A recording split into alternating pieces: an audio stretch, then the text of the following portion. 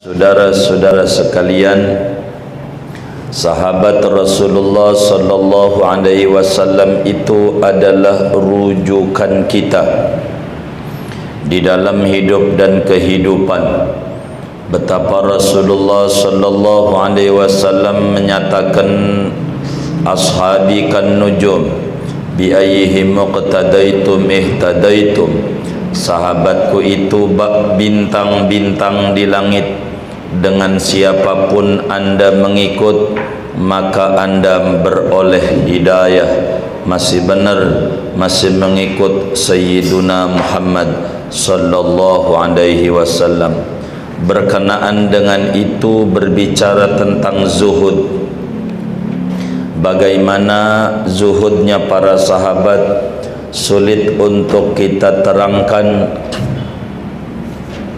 terkait dengan bagaimana kezuhudan para sahabatnya Rasulullah sallallahu alaihi wasallam. Jangan ditanya bagaimana zuhudnya para sahabat-sahabat Nabi besar Muhammad sallallahu alaihi wasallam. Muridnya Imam Syafi'i radhiyallahu anhu yang hafal hadis 1 juta hadis sanad maupun matannya, Al-Imam Ahmad bin Hanbal radhiyallahu ta'ala anhu pernah ditanya terkait tentang zuhud. Kata Imam Ahmad waktu ditanya, ayakunur rajulu zahidan wa ma'ahu alfu dinar. Wahai Imam Ahmad, apakah orang itu masih disebut orang yang zuhud sementara di kantongnya masih ada duit 1 triliun? Orang yang punya duit 1 triliun itu apakah disebut orang zuhud?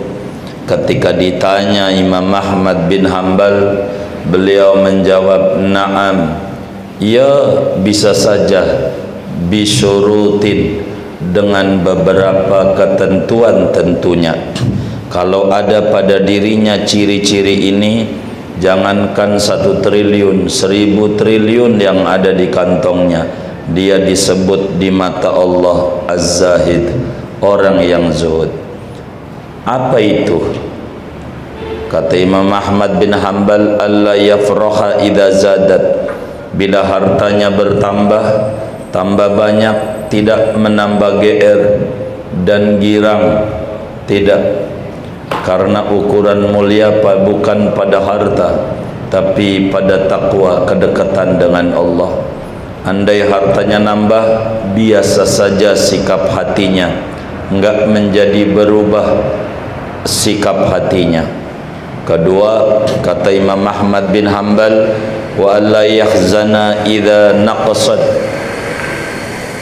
Asal tidak berduka, tidak stres bila hartanya berkurang. Asal orang itu ketika hartanya berkurang enggak stres, hartanya bertambah enggak GR, enggak sombong, maka orang itu biar kata punya duit 1000 triliun, maka masih disebut orang yang zuhud. Ente punya duit 1 triliun enggak? Ya bukan zuhud, jangan-jangan. Zuhud tuh begitu. Sebab yang namanya zuhud adalah ikhrajud dunya minal qalbi wa wad'uha fil jaybi. Zuhud itu meletakkan dunia di tangan, tidak di hati. Itu namanya zuhud. Asal dunianya di tangan, itu enggak zuhud. Bila dunianya dijadikan kayak jamban, kayak WC, kayak sepiteng. Di sepiteng itu biar kita taruh sehari 5 kali karena buang angin plus biasa aja. Enggak karena puasa, biasa aja. Biar dikata di sepiteng banyak. Itulah namanya disebut zuhud. Mujtahid besar Imam Sufyan As-Sawri radhiyallahu ta'ala anhu pun juga ditanya, ayakunu dzul mali zahidan ya Sufyan. Wahai Imam Sufyan As-Sawri, apakah orang yang punya harta berlimpah itu masih disebut zuhud? Kata Imam Sufyan, na'am, ya, asal ada syaratnya. Apa itu? Idza zida fi malihi syakar, bila kemudian hartanya bertambah maka dia tambah syukurnya sama Allah Subhanahu wa taala. Hartanya bertambah, sedekahnya bertambah. Itulah orang yang zuhud. Hartanya makin bertambah, nambah juga sedekahnya. Makin bertambah nilai berbaginya. Itu orang zuhud. Lalu apa syaratnya Imam Sufyan? Wa inna qasas syakara wa sabar.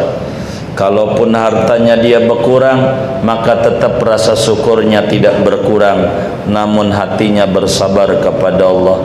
Bila ini ada, maka orang itu biar kata hartanya semiliar, setriliun, maka orang itu disebut orang-orang yang zuhud.